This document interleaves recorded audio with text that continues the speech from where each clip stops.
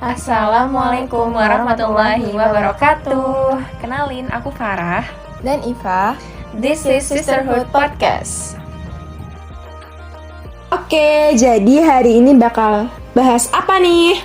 Kamu tahu gak sih, lagi ada lagu yang viral dan booming banget di TikTok tentang kisah percintaan, tapi beda agama tuh. Tahu banget dong, itu kan lagu yang judulnya Peri Cintaku dan nyanyiin sama Ziva Magnolia. Bener banget, bahkan aku yang dengerin juga ikutan galau, padahal lagi gak pengen galau nih.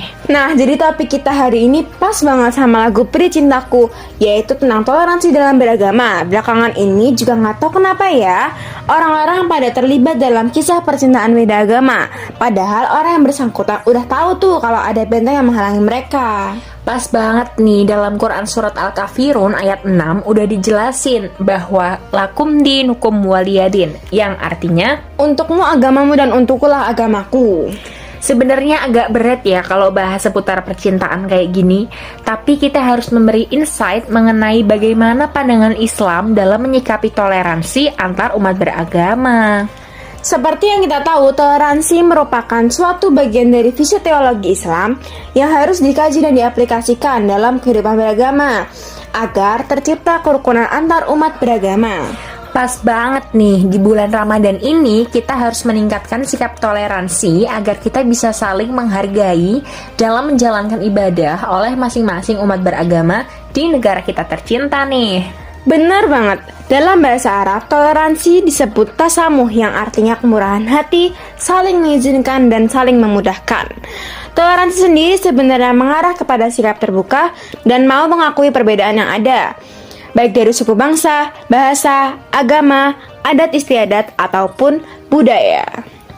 Bahkan di Al-Quran juga udah tertulis nih dalam Quran Surat Al-Hujurat ayat 13 yang berbunyi, Ya ayyuhan nasu inna khalaqnakum min dzakari wa untha wa ja'alnakum syu'uban wa qabaila lita'arafu inna akramakum indallahi atqakum innallaha alimun khabir, yang artinya, wahai manusia, sungguh kami telah menciptakan kamu dari seorang laki-laki dan seorang perempuan.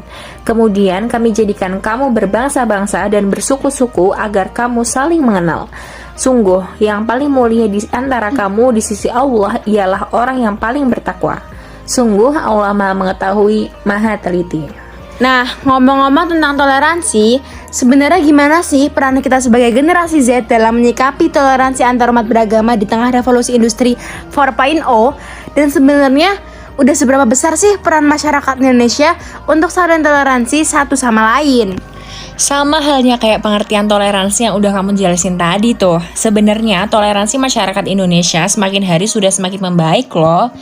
Menurut survei Indeks Kerukunan Umat Beragama atau KUB pada tahun 2018, skor toleransi di Indonesia mencapai 70,9%. Dan pada tahun 2019, skor toleransi meningkat 2,93% menjadi 73,83% nih. Kalau terkait peran masyarakat Indonesia dalam toleransi, sebenarnya udah cukup tinggi kok. Namun memang terdapat beberapa tren yang masih menjadi persoalan dalam negeri nih.